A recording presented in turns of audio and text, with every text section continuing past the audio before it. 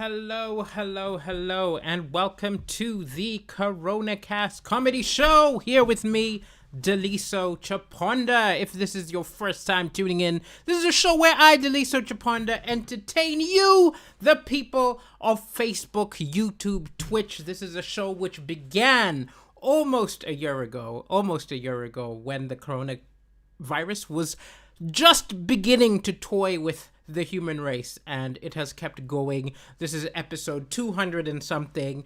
This is going to be a very interesting episode if you are somebody who is into deleted scenes, if you are somebody who is always wonders about how shows are made. Hello to everybody who is watching, Fiona, Jonas, and everybody else. So let me explain.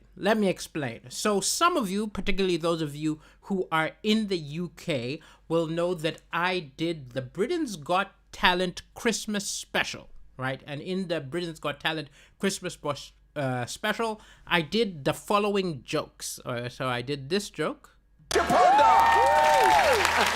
I always loved the Live Aid charity single, but one line confused me because they very sadly sang, "There will be no snow in Africa this Christmas."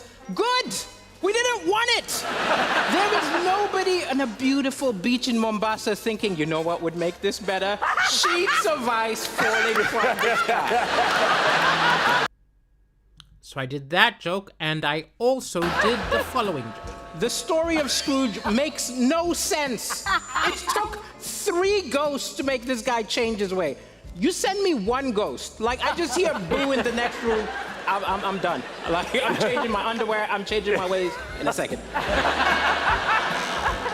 Now, what those who are in the arts will know, and those who are not necessarily in the arts will know, is what you always see if you watch a movie, if you read a book, is you just see the tip of the iceberg. So if you watch the new Quentin Tarantino movie and it's 2 hours, he probably filmed 5 hours. If you read a 300-page book, the author probably wrote 500 pages and then edited it down, changed it until you got the version that you watched. So I thought it would be interesting and fun for me to show you all the other Christmas jokes I wrote on the way to the jokes which aired, right? So I'm going to give you sort of like an alternate reality. For example, this outfit I am wearing is the alternate version of the BGT Christmas show because this was the outfit I was initially going to wear.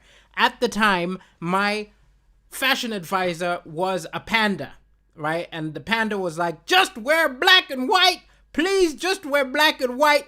But at the end of the day, I decided that a little bit of blue added a little color, a little bit of variety. Okay, so essentially what I'm going to be doing this episode is I'm going to be running you through the process, telling you all the jokes that didn't make it, and hopefully making you laugh a few times at the Christmas jokes which never aired. Okay, so let me take you back to November, I get told that would I like to be part of the BGT Christmas celebration? I was like, hell yeah! I want to do that, especially this year. We all need some laughter. It'll all be very good. And then they say that they want one-liners. I don't write one-liners. Like anybody who knows the jokes which I do, I usually do stories, I usually do observations, but they want what they want. And I want to be on it, so I was like, I must write one-liners, and they want them to be Christmas themed. So the first thing I did is I did a little bit of Googling, right? And I tried to think of subjects about Christmas, and then I would write a few one-liners about each, and then the best ones would go on. So I went to a thing it was just a website which was things related to Christmas, and I chose Christmas songs, Christmas gifts, Christmas trees, angels, Santa Claus, and Christmas traditions. And I figured if I write around 3 jokes about each one, right, they would be able to find out of all of those at least 2 which aired, which is what happened. So here we go. If they were all terrible, I would have been cut out of the entire show. So some of these are great, some of these are terrible, some of these are dirty. There are other ones which I never even did it a filming because I knew they would never make the air. But these were all my initial ideas. I hope you enjoy it, and I also hope you all had a good Christmas. My Christmas was bizarre. I was on Zoom with a bunch of people. So before we get started, let me just say that if I make you laugh at all, please consider buying some tickets. I'm going on tour in 2021. I'm doing a tour called Apocalypse Not Now all across the UK. It's a very risky time to put in a tour because of the coronavirus, but all tickets are guaranteed. If we have to move because of COVID restrictions, you will get a ticket to the next date or a refund. If the show has to be socially distant, it will be. But I'm not giving up without a fight, so I hope you come and join me. This is a UK tour currently. Other countries will be added later depending on COVID restrictions. But if you're in the UK, go to africancomedian.com and come see me live if I make you laugh. Because it's always funnier live. Okay. Whoops. I kind of overdid that. Let's get back to the show and look at the Christmas subjects. So the first jokes I wrote were about Christmas songs. Okay. Joke number 1. On the 3rd day of Christmas, my true love sent to me 3 French hens, 2 turtle doves, and a partridge in a pear tree. On the 4th day of Christmas, I sent her a restraining order. How many birds is this woman sending me? That was the first one about Christmas songs. The second one about Christmas songs was pretty much Silent Night, Holy Night. Doesn't make sense to me. Because if you think about the Christmas story, it wasn't a silent night at all. Right? There were horses, there were sheep, there were shepherds. This is all in the barn, in the stables, and then there were kings coming in with camels and so on. It was a very loud affair. It was a very, very loud affair. There was no room within. It was very loud. What's silent about this at all? You know what I've realized it must mean? It must mean this was written by a parent. This was a parent. He had a deadline. He had to write a hymn. And he was like, okay, Holy Night. I have to write Holy Night. And the babies are making noise. There's crying. And he's like, can you guys just be silent? Can you please just be silent? Ooh, Silent Night. Yes, I wish I had a silent night. Just one silent night. You know what would make my Christmas perfect? Just one silent night where all is calm. All is calm. That's my theory of the genesis of Silent Night, Holy Night. Okay. Next up, ladies and gentlemen, another Christmas song joke was... Oh, no. I did it. I did the song. I did the one about the Let Them Know It's Christmas Time, which was the Live Aid charity single. But it was a longer bit. It was a longer bit than the bit which aired. I also spoke about the fact that when it came out, I was in Kenya, and we were so excited to see people singing about Africa. Also, there was a joke about the fact that they were like, let them know it's Christmas time. I was like, we all know it's Christmas time.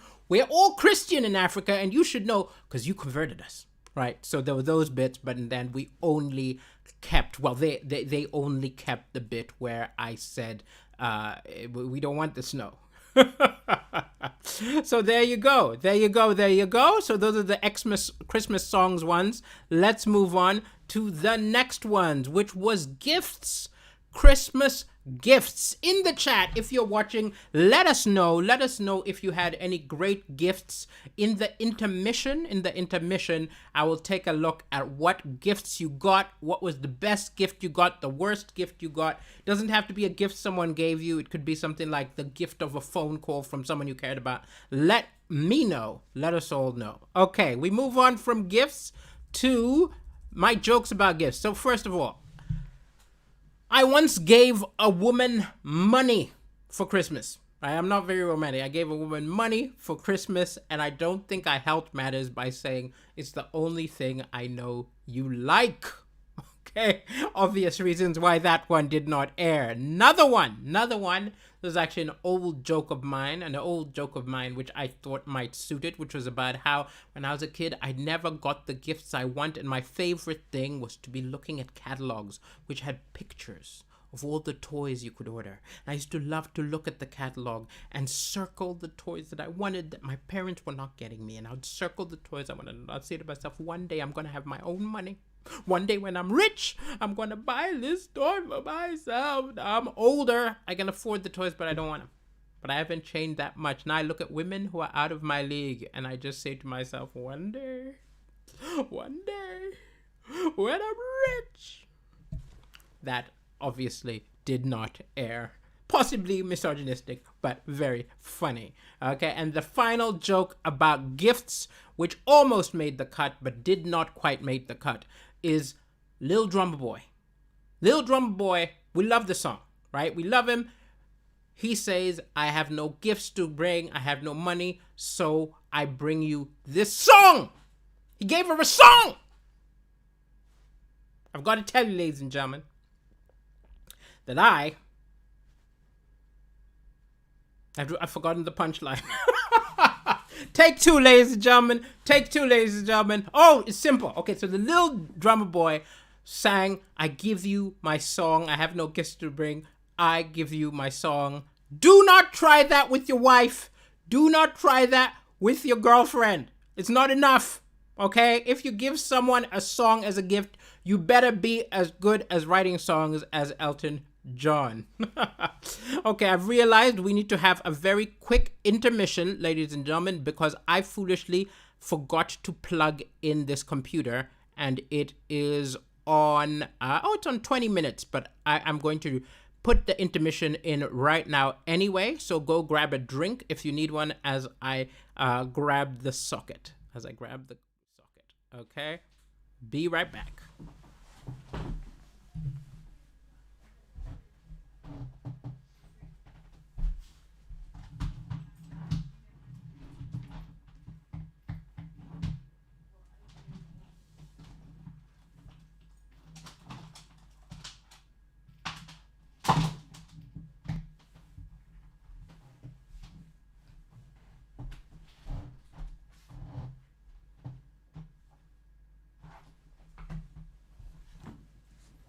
Okay, we're back. We're back, ladies and gentlemen.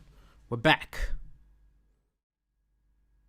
That was a very, very short intermission, ladies and gentlemen. Let me see what people have said in the chat.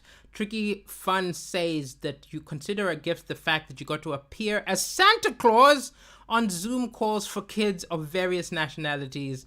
That is absolutely wonderful. That is a magnificent way to spend your Christmas. I still remember in Canada one year when I couldn't fly home because I tell stories. I volunteered to tell stories to children who were sick in hospital, and it ended up being one of the most rewarding things. It was so much fun. It was fun for me. So yes, that is a wonderful way to spend your Christmas.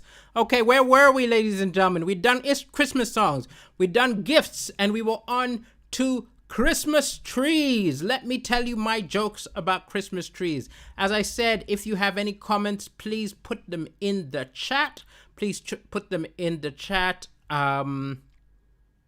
It is possible that I am only able to read comments of people on YouTube. So if you're not watching me on YouTube, I will answer your comments later on.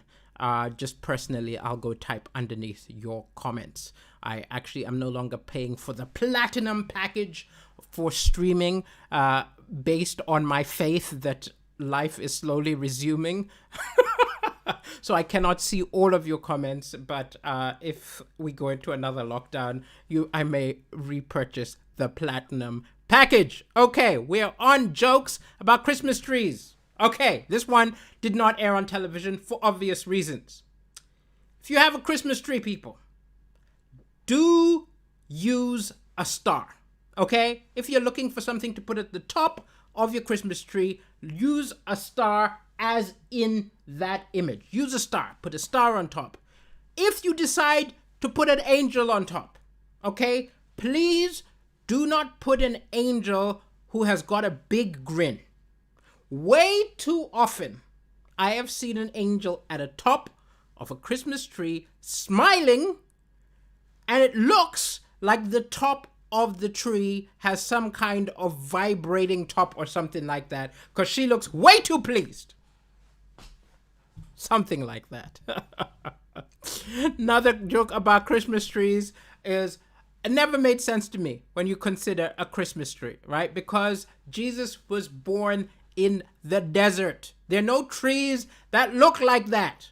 Christmas should have Christmas cactuses, which you wrap your lights around, okay? Yeah? Instead of Santa having reindeer, Santa should have camels, right? A fleet of camels. And you should wrap all your gifts in sandpaper. Okay. And then the other thing which I considered is actually a story. It's actually a story. I remember the first Christmas tree which we ever got was actually one which we dug out of the ground, right? Because it wasn't like a big industry around Christmas in Nairobi back when I was living there. And there were no people selling Christmas trees. But we noticed, my brothers and I noticed, the hedge. In the hedge around our house, a lot of the trees looked a bit like Christmas trees. So we all went down and we worked together. We uprooted, pulled out one of these trees, took it into the house, got lights, got decorations, and we had our own Christmas tree. But when I actually think about it, the interesting thing was, it was a hedge between both our houses, between our house and the neighbor house. But the neighbor planted the trees. So they were actually the neighbor's trees. So we celebrated Christmas through an act of grand larceny. Oh, here we go. I lived in Nairobi, whereas Andrew Mulunge. We lived in Loresho. And I went to Kenton College in Kileleshwa. That is my Kenyan history.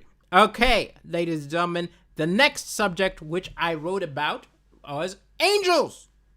Angels are often very associated with Christmas. So first joke I wrote is, heaven has the angels acting as messengers. That is their job. They are essentially heaven's postal service. So there must have been at least one time where a prophet came home, opened his door, and there was a little glowing card on the floor which said, "Sorry, we missed you." Okay, that was a bad joke, which never aired. Then another thought which I had, which obviously could not be aired on television, is the angels. There are lots of different kinds of angels. There's seraphim, they're cherubim. There are so many different kinds of angels. The angels I always feel sorry for are the guardian angels. Okay, because guardian angels have the most boring job, just watching humans and our boring lives. Our lives are exciting to ourselves, but imagine how boring it would be to spend your time watching a human being, right? Dreary, like the worst reality show ever, okay? Watching people go to the toilet, watching all the wanking. Oh, poor guardian angels. And it must be one angel, right? There must be a few angels who are maybe like the guardian angel to a gangster, right? Or the guardian angel to a skydiver, who have a more exciting life, and the other guardian angels must hate their guts. That's the first one. The final one, which I was considering, is, I think it's always interesting, right? That when you think about angels, right? It's always harps and trumpets. This is how they are portrayed. But it's been thousands of years, right?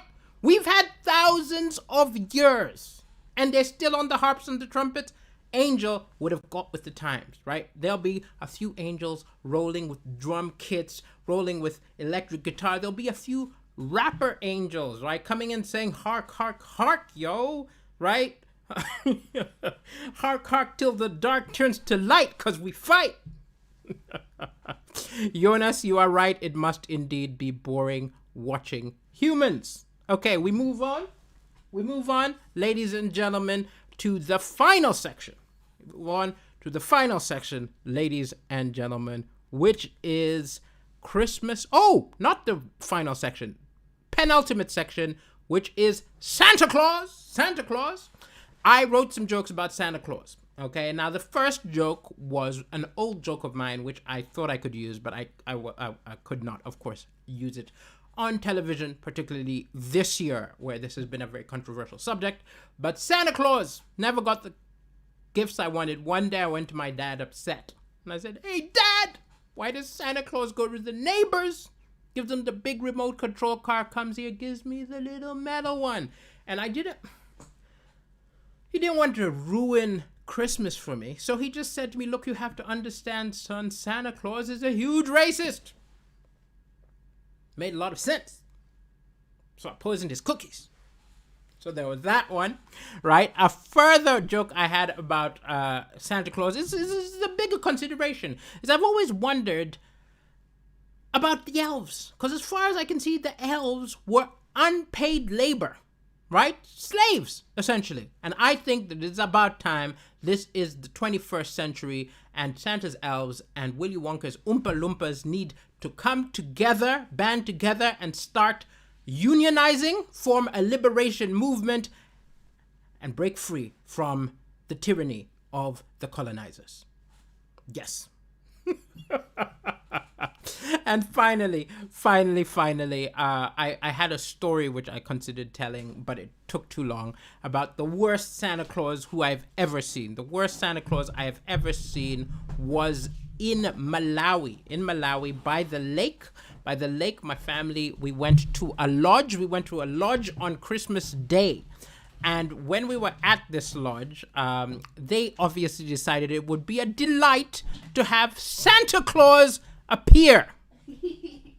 But they did not have any fat white people available, okay? I don't know if they had any thin white people available, but they just figured, okay, we've got no fat white people available. We need to create our own Santa Claus. They could have just got a black person, given him a white beard. That would have been fine, right? You could have racially diverse Santa Claus, but no, they were like, it has to be a white person, okay? They could have gone and painted someone's face white, do a little fake. Look, that would even have been better than the nonsense which came out of this lodge. What they did was they got a white stocking, right?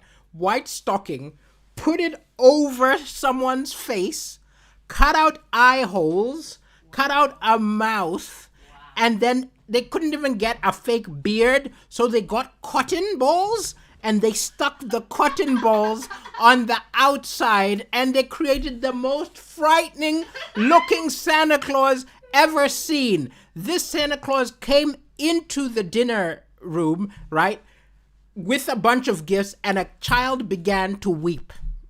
Okay? Terrified, a little child.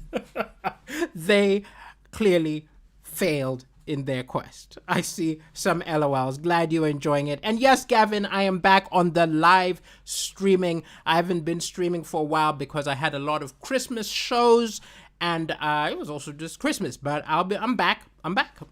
Okay, next up, the final joke. The final section was about Christmas traditions. So the Christmas tradition jokes which I wrote, which never aired, ladies and gentlemen, are number one was about mistletoe, right? Mistletoe.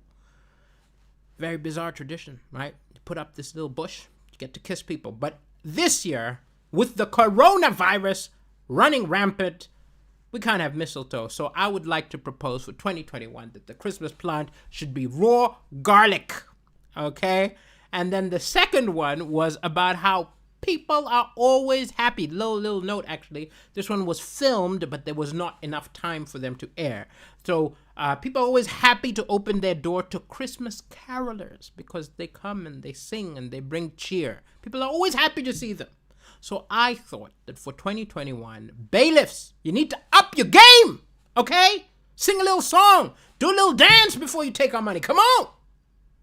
And the final joke, ladies and gentlemen, was actually about Celebrations make a lot of people feel sad, right? Don't they? Think about it. You're required to feel happy at Christmas. So if you're unhappy, you feel extra bad. You're required to be with family. If you're not with your family, sometimes you feel very bad. You think about Valentine's Day, right? Think about Valentine's Day. If you're not in love, if you're alone, sometimes you feel more lonely, which is so negative. And I was looking at all of the holidays and I was trying to find one which that doesn't apply for. And I found it, okay? Steak and blowjob day, people. I think this is the greatest holiday of all, okay? This is a holiday which brings joy and nothing else. But it's clearly a nonsense holiday which was made up by a man. Do you know how you know this is a nonsense holiday? Because every other holiday has got some sweet story, right? You've got Christmas, you've got the story of the manger and the elves and Santa Claus, or you've got a story. Valentine's Day, the story of Saint Valentine. You need to have a story. What is the story behind Steak and Blowjob Day? I think it needs a story. I propose that there was in the 11th century a woman who held off an invading horde of Normans by giving them all steak and blowjobs. If that was the origin of Steak and Blowjob Day, I would say that's a real holiday. What day is that? Steak and Blowjob Day. You don't know about Steak and Blowjob Day? I don't have enough boyfriends. It's a wonderful holiday. Wonderful holiday, ladies and gentlemen. So, to all of yours, Merry Christmas. And until Steak and Blowjob Day, see ya. But before I go, I will reiterate that Daliso Chaponda will be doing a UK tour, right? If you're not in the UK, my special What the African Said is now on Amazon Prime. You can check that out. But to see me live, go to africancomedian.com, africancomedian.com. And what you can do, ladies and gentlemen, is buy some tickets when I'm near you. Do it, right? All guaranteed. If Corona interrupts us, we'll move the date and your tickets will be moved or refunded. No risk,